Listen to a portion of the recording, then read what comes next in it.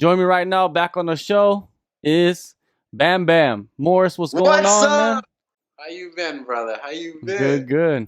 Good, good, man. Good to be back on the show, Yeah, Kumite Radio. yeah. That's the OG, you know what I mean? If you know Kumite Radio, you know you've been on the show Yeah. before a long time ago. Oh, it is the OG. You're carrying it on strong into the future. You're the OG of the future, bro. I'm Couple hoping years, to you're gonna be, be that man. dude. You're gonna be Ariel in like 10 years. No, No, I hope I don't look like him. you won't. All right, man, let's start off with 4 fights in a row, man. You're resurging. You know, you Mm-hmm. had a rough time in the first part of your career, but now you're Yeah. just like boom, resurging, 4 in a row. Incredible, man. How do you explain, what's happening in your career right now? Man, like you said, resurging before I was in a completely different environment, had a completely different mindset about the game, and then I just came out here and I got around people that love the sport, that do what I do on a daily basis. There was no outward distractions. Everyone fights. Everybody on this street is a fighter. So I just stayed in and really brought back the fire and felt the love for the sport again and just really made the right choices. Didn't cut class. I do all my miles. Coach doesn't have to worry about me coming in early and being like, "That's not 40 minutes on the airdyne." I'm doing work now, so I'm putting in the time, putting in the work, and it's showing inside the ring. People are sleeping. did you did you feel like that you needed that extra kick? It's the environment mostly that you need to be around. You needed to be around that kind of atmosphere to kind of push yourself further than you've been pushing yourself. Yeah, I don't think everybody needs it, but I'm a special kind of person that needs a special kind of discipline. Like, I need to keep myself locked in solitude. I can't have any outward distractions. But yeah, being here, I think that was the number one thing. That it was more everything, not just myself. Not just I wasn't just trying to focus on the sport, but everything around me accompanies the sport. Everything around me focuses on the sport and focuses on success. So that was just really like my environment drives me because my environment is my life is what I want to do. I live in Sparta, and I want to be a Spartan.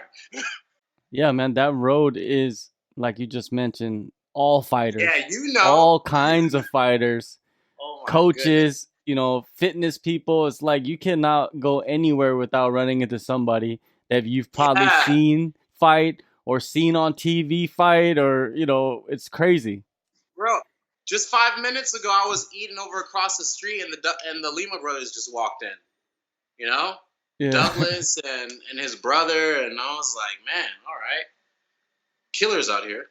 Be Yeah. be on the lookout.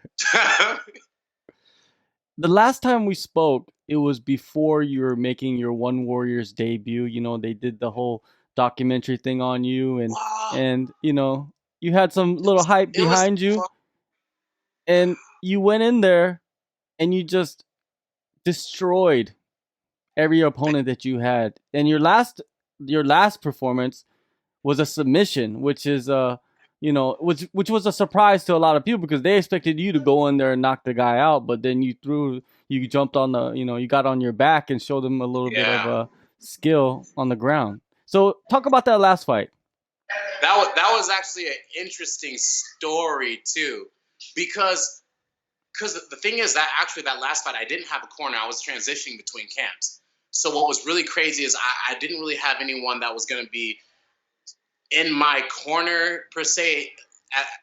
At the time, I was fighting to try to get like a sponsorship from Tiger, wearing the shorts and everything. But at that time, I didn't really have anyone in my corner, so I go there with no corner, bro.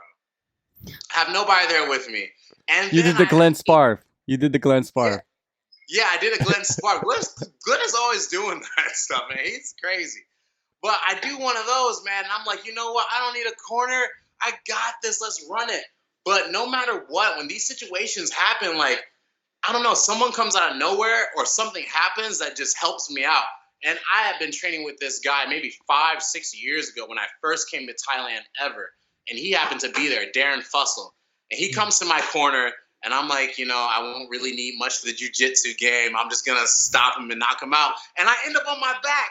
And then next thing I know, I got this guy I haven't seen in years who's a black belt sitting in my corner, walks me through an armbar transition, and I was like, it was meant to be. So it was crazy because even to the last second, I didn't know who was going to be coming out there with me. And I was like, man, if you don't mind, like, let's do this. And he was like, all right, man. It just turned out to be that way. The universe. Wow, that is incredible that you were transitioning between teams, and you're in that situation where a lot of people could have just panicked, but you went in there without a corner. You had a corner, but it was a guy that you haven't seen in a few years, and he helped you out, man. He was like an angel, basically. He came down. He was a super angel because I slapped this armbar and I threw my leg over first, and I locked down what I was gonna throw a triangle, and I had locked it down, my top foot over, grabbed sort of like a rubber guard, like a mission control kind of, and I was gonna let go. And he told me, he was like, no, don't let go, switch your hand, turn it off to an armbar and lock it up. And I didn't even see any of that. And he had said it, and I was like, I'm just gonna follow the instructions, make my way there to victory. He let out the path. Boom, boom, boom. X0 square triangle, made it happen. It was awesome, man. It was awesome. Let's go back to you switching camps. You were at Phuket Top Team for a while when you first got there, and you decided to transition over to Tiger Muay Thai. Why the decision to move on? Primarily the decision to move on was because my head coach was moving on as well. He was transitioning, leaving, headed off to America, starting his own thing. And I just felt like I needed to be in a place where I felt that there were people making like leaps and bounds in the sport, like progressively. People that are just being really on their shit, So that's primarily what caused me to move. If my coach wasn't gone, I probably wouldn't have left out of respect for him. But either way, at some point I would have ended up at Tiger anyway, because they're just doing it the way it's supposed to be done. It's a really awesome camp, man. Yeah, but I'm there now. Roar. Yeah, man. Well, I've been watching you. You know what I mean? Because I've known you for a while. So your training camp for this upcoming fight, which is the main event, you've been training with some monsters. So talk about this training camp in particular of who you've been getting ready with. I've been getting ready with Khalil Roundtree. That's a big man.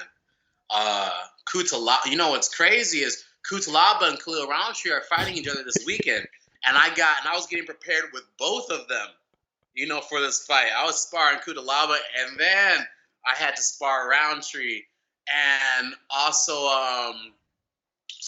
homeboy, this one guy from France. He had just won $1 million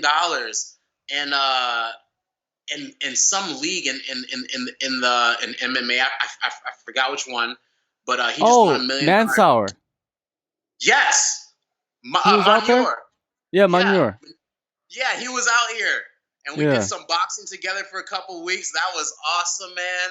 I mean, who else? So many other UFC fighters came as well that I don't really recognize, or either their names I can't pronounce because they're Russian and hard as hell.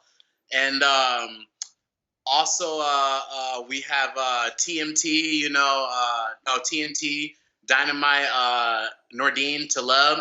We've got Rafa.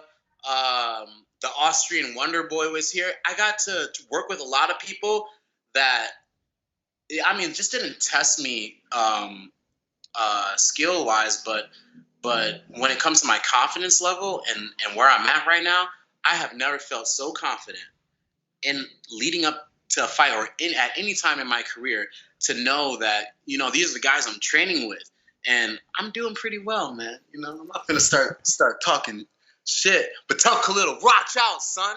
I be bodying Khalil. He knows. No, I'm joking.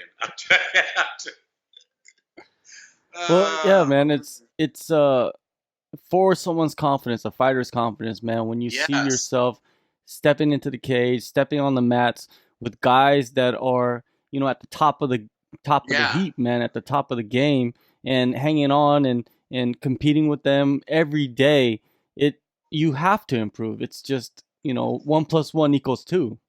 Yeah. Every day it brings out this just confidence that's there, and not only confidence, but I start becoming more aware of how other individuals move. I can see certain techniques because I'm certain techniques coming from other individuals. Like, say someone throws a roundhouse kick, yeah, but coming off from these other fighters, that's not telegraphed as easily. But now, when it comes to someone a little bit lower level but still professional, I can see that coming from a mile away because I'm with guys who perfect their craft, and that's just been a huge chunk of my camp and probably my career now forever. I'm more than likely I'm going to be at not more than likely I'm going to be at Tiger probably throughout my entire career. It's the best place I've ever been, and it's a great place to know where you stand, and to build you mentally and make you strong. Like, when I go out there for this fight, no matter what, I have the knowledge, and it's a fact that I've been competing with these guys who are on this elite level, the best in the world. So I can walk in there too without arrogance, but being extremely confident in my abilities. And that's one thing is I've always been trying to find is a line where I can walk in feeling comfortable, extremely confident, but never arrogant. You know. And some places you're working with other people, you're beating them up, they're lower levels, and you start getting confidence. But this is false confidence. That's arrogant, and you start becoming arrogant because you're just beating on people. But I'm getting confidence now because I'm working with guys who are where I want to be and at the top of the heap. Definitely, man. Well, the fight that you're talking about is gonna happen in Japan, One Warrior Series 8 main event slot, and you're facing a guy that you already knocked out. Yeah. Talk about the first fight against Emmanuel.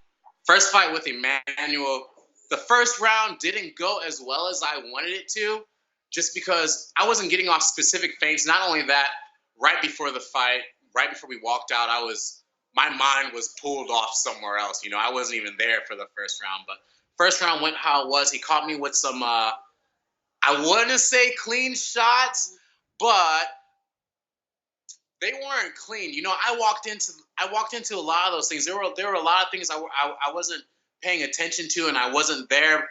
And so I ended up knocking him out in the second round. Obviously, I had to push it forward a little more. I started to see where he started to break. The more pressure I put on him, it seemed like he wanted a way out to give up. He was hitting with those leg kicks. A couple of them flipped me up in the air, bro. And when I landed, I was like, oh, those are some serious leg kicks. Because when I first got in there, I was like, I'm just gonna take them.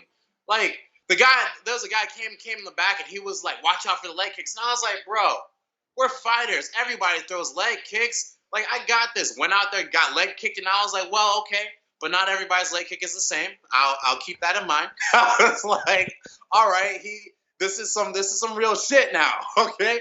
And then so I get out there the second round, and I'm thinking there was a time in the fight where I literally thought, if he breaks my leg, I don't care, but I'm gonna step forward.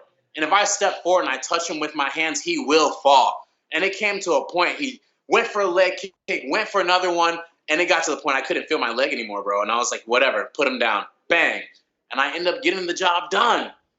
So excited! I pulled through so much mentally. I pulled through so much there. People didn't see it, but here I was like, I was almost like, I don't know if I'm gonna be able to do this, but I made it happen. And now coming up to this next fight, the only difference is there are a few variables that are different, and I think when it comes to him, the only difference is that he's going to come out harder. He might throw more than just a check hook. He might throw some combinations. He may be a little more aggressive. I watch my opponents, and I don't just like watch them training, but I watch their lifestyles or what's going on in their life. And right now he's just had a kid. And so that's a huge motivational factor for any man, And so I take that into account, and I think that, he's really coming for it, just like he did the first time. But now he has an even deeper reason, but I have those reasons too. I've got a family back at home. I got people that need me and people I got to provide for.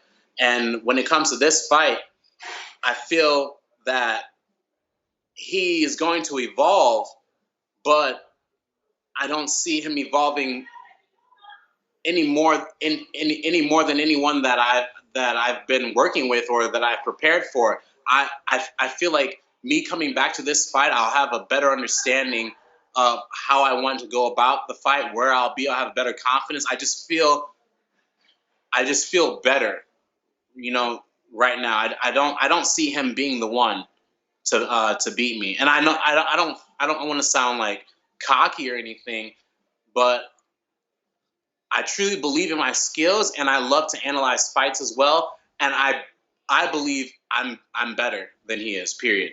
I just think I'm better than he is. There ain't nothing wrong with that. No, there is not. Now, you're in the headlining spot, so does that mean that this could mean the contract? Like you win this, you're signed to one championship because they do need some heavy hitters at that welterweight division. Yeah, because they don't have anybody right now, man.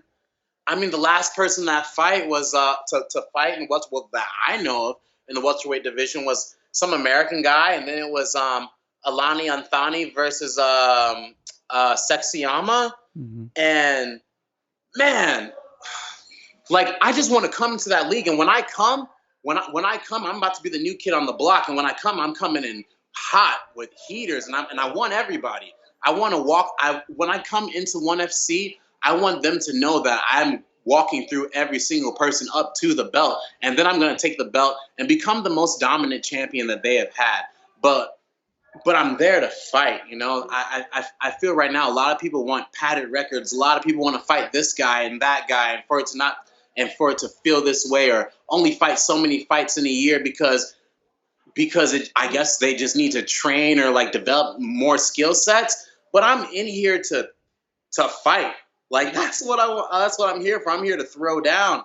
So, man, once I'm there, once I'm in the ONE FC, man, varsity better look out because the new kid's on the block, and I'm taking out everybody. All the heads are coming off. Every single last one.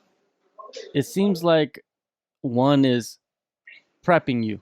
They're testing you before you actually step into the big leagues. They're giving you a lot of fights because, if you look at the One Warrior series, guys that, go through opponents like you do, they end up, fighting in the big league, I guess, if you want to call it that. Man, it's going to be a fun fight, man. And you get to go to Japan, man. Yeah. Is that just the bonus? Bro, that's just the bonus. I've never been to Japan, but to start where I guess martial arts started, for MMA or in Pride and everything, like that's always been a dream to just compete in Japan. Me myself, I mean, I've tried learning Korean, Japanese, Chinese. I just feel that I'm Asian on the inside anyway, and that is always someplace that I was meant to be. Like, this is just my coming home party. Those are my people, bro. They just don't know it yet.